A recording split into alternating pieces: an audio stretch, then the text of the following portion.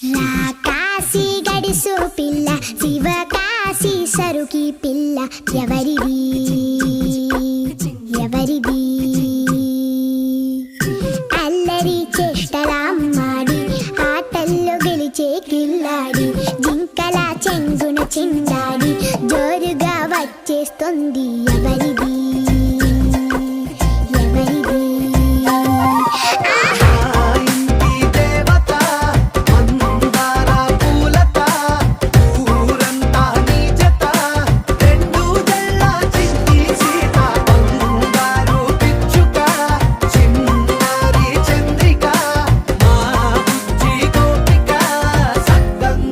చిట్టి చిలక